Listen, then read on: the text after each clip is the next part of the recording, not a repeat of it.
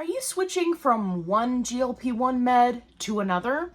If yes, this video is specifically for you so that you can be well educated and have a productive conversation with your doctor. I'm going to give you the breakdown. I'm going to help you set realistic expectations for your switch.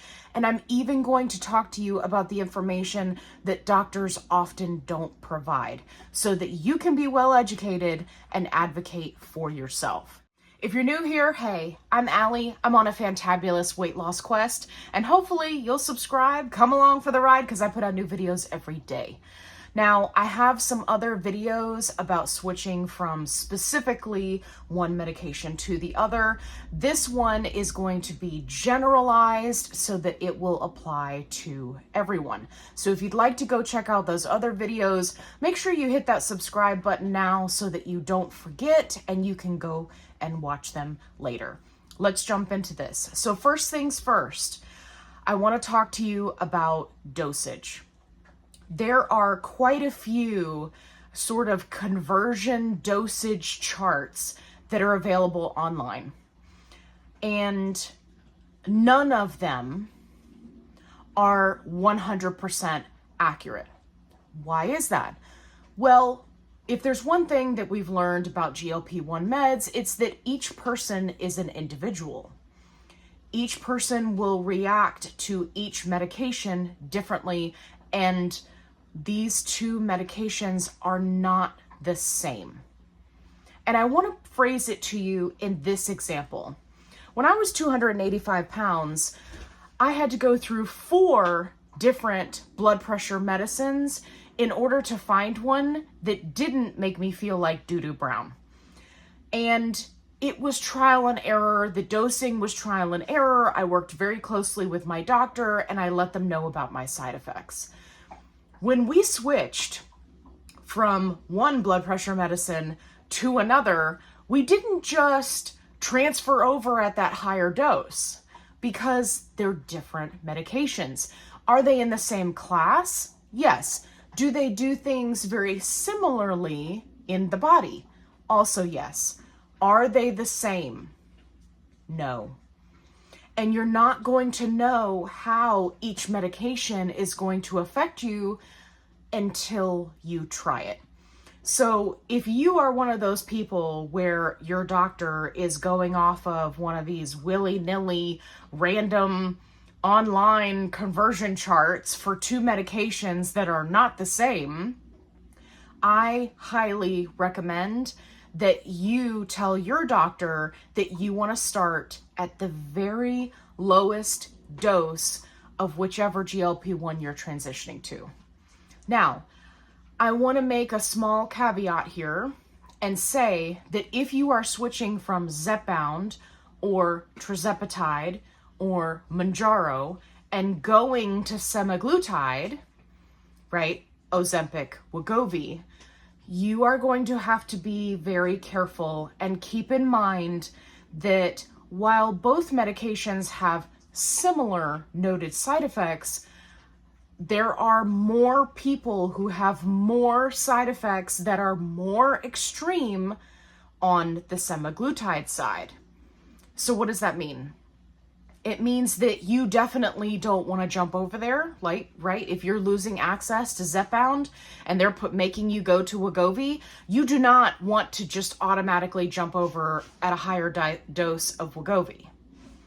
Now, here's where setting realistic expectations comes into play. Let's say you're on 10 milligrams Zepbound and your insurance is forcing you to go to Wegovy. You've put up the good fight, right? If you need videos on that, I have videos where I talk about the steps that you can take to try to maintain your access. But let's say you've put up the good fight, your doctor's sick of it, you're sick of it, you're just going to give Wegovy a try. One of the things that you need to keep in mind, aside from you should absolutely start at the lowest dose, is you are likely not going to see success at those lower doses. Also, if you are on 10 milligrams Zepbound and moving over to Wegovy, There is no equivalent starting point. You are already well beyond what Wegovy can do. Now, does that mean that you're not going to have success? No, but it's important to keep in mind that many, many people will switch from Zepbound to Wegovy for maintenance because it's cheaper. Now, what are you doing in maintenance? You're maintaining the weight that you've already lost, right? You're not losing additional weight. Now, there are some people who will make the switch who will be successful, but they are much fewer than those who make the switch from Wegovy and go to Zepbound. Because Zepbound has already been proven in clinical head-to-head studies that it is leaps and bounds better. So it's really important that you go into it already having that expectation of you may not be losing any weight. Do you need to do all the things? Prioritize protein, get in movement, stay hydrated, right? Try to get ahead of side effects. Yes, everything you were already doing on Zepbound, you need to continue that on Wegovy. But you need to keep in the back of your mind, this may not be as effective. Now, I highly encourage people who make this switch that their insurance is forcing them to switch, that you are very vocal and make lots of doctor's appointments with your doctor so that they can log your weight to show that it's not working for you, because that may help you, right, regain access to Zepbound. If you can show that you're failing on Wegovy, it may help you to then get your access to Zepbound back. I just want to throw that out as a side note. Let's talk starting at the lowest dose and titration. So if you are specifically coming from Zepbound, right, which has these much higher doses, and you're going to Wegovy, you may find that while you need to start at the lowest dose to ensure that you don't end up in the ER with horrible side effects, and you're not losing weight, you may want to talk to your doctor about being able to do an accelerated titration plan so that you can safely move through the doses. What does this mean? It means that if you are on Wegovy for a week or 2 or 3, and you're feeling nothing, the food noise is back, right? You're not losing weight, you're not having increased satiety, none of the, perks of a GLP-1, then that may be the time to have a conversation with your doctor and say, okay, I know I'm on week 3. Let's see if we can go ahead and titrate up.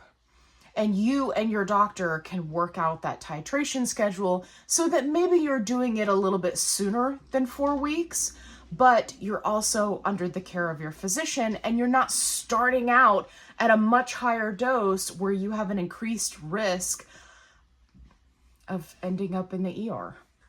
Now, I've only seen this happen a very, very few times where people have said to their doctors, hey, doc, I know you're saying that 7.5 of Zepbound is equivalent to 2.4 of Wegovy, but I don't feel comfortable doing that. I want to start at the lowest dose. And they tell you, no, we're not going to do that. You're going to switch over. If that is the case, I highly, highly, highly recommend that you have a document already prepared where you can say, okay, if that's the route you think is best, I want you to sign this document that says, if I end up in the ER because you've done this dosage switch for 2 medications that are not the same medication, you are going to pay my ER bill. I guarantee you they are not going to sign that document, and they will 1,000,000% let you start at the lowest dose. Like I said, I've only seen this happen a few times, and unfortunately, those people did end up in the ER because they trusted their physician's medical advice. You don't know which category you're going to fall into until it happens to you. So the best thing that you can do is be educated, have an educated conversation with your doctor, attempt to sway them so that you can start at the lowest dose and then do an accelerated titration plan if you both agree that that is what's best for you.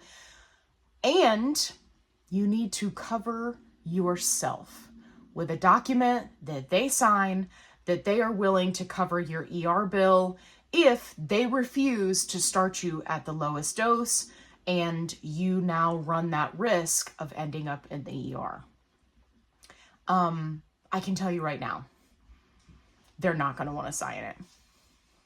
As a matter of fact, I don't even know if their malpractice insurance would allow them to sign something like that. But I have offered that advice to people in the past, and they were able to push their doctor to start them at the lowest dose when previously the doctor had, given them a lot of pushback about, no, this is the same thing. You just go from 7.5 to 2.4 and you'll be fine. Some people are fine. Some people are not fine. And I don't know about you, but I don't have any extra money just laying around for an ER visit that could have been avoided. So definitely be prepared and be ready to advocate for yourself just in case you run into that issue. Now, on a more positive note, there are some people who have great success on Zepbound and switch to Wegovy and continue to have success on Wegovy. So I don't want this to be completely negative surrounding Wegovy. There are many people who have continued success. It is just way more challenging to go from the better medication to the lesser medication and still get the same results. Can some people do it? Yes, absolutely. And again, you won't know if you're that person until you try it. But having those realistic expectations is going to help alleviate a lot of the stress and depression and disappointment that comes from having great success, having the rug pulled out from underneath you from your insurance company, moving to a different med, and then you've completely stalled out, or in some cases, you even start gaining weight. It can be very frustrating. And if I had $1 for every time I saw somebody post about this in a support group, I wouldn't be here making YouTube videos because I would be loaded. It happens to so many, many people, which is why I wanted to make this video. Last but not least, along with doing all the things, right? Prioritizing protein, making sure you're in a calorie deficit, getting in your movement, staying hydrated, all the things, and having realistic expectations, it is going to be 1,000,000% vital that you have a doctor who is on your side. I know there are many people in the GLP-1 community whose doctors are completely detached. They don't care what you're doing. Maybe you're with a telehealth company and you see them once a year and they don't even know you. Whatever the case may be, I would encourage you, everyone, regardless of whichever medication you're on, to track your health and be your own advocate. Make sure that you're making note of any new, painful sensations or symptoms or side effects. Make sure you're making note of that. Make sure that you are going in to see your doctor, and not only to log your weight, but also to talk to them about what you are experiencing.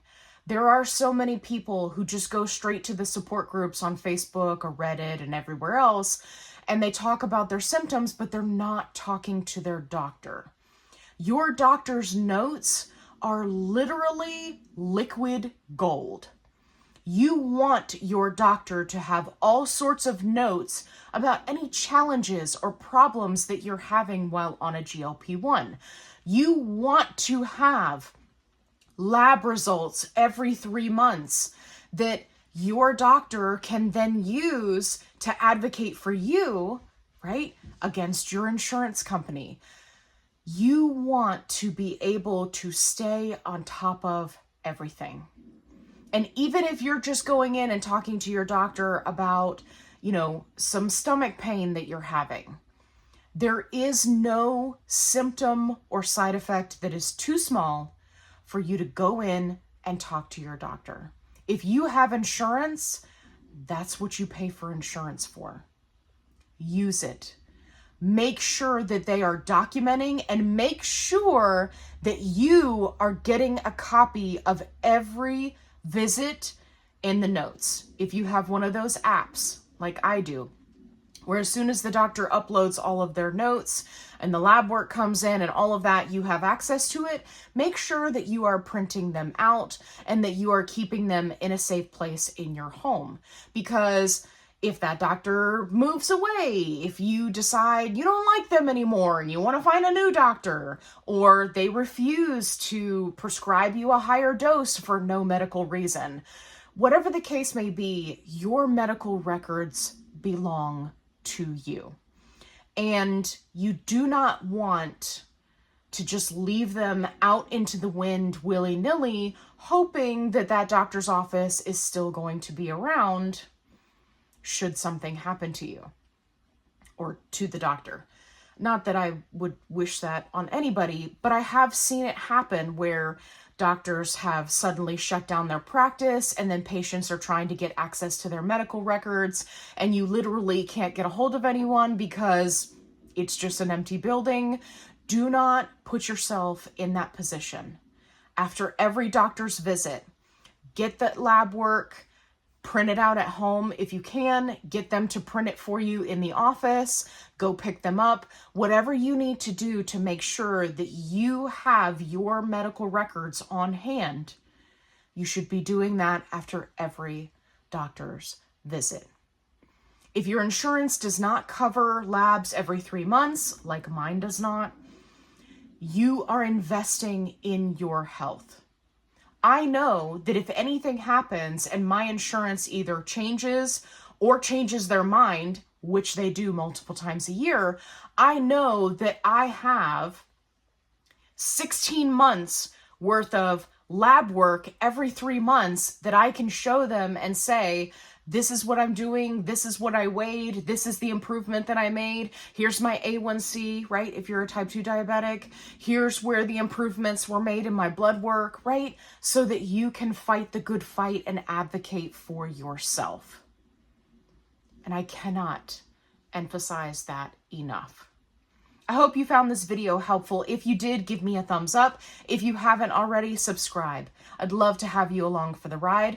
If you are new to GLP-1s, please make sure you go and watch my newbies playlist where I answer every question you have ever thought of, and even some that you didn't think of. I have 1 year and 6 months worth of videos over there. I would be willing to bet that you would find an answer to your question on that list. If you're looking for the extra crispy content, that would be in the memberships, which is linked down below, or you may find it in the little menu bar if you scroll to the right.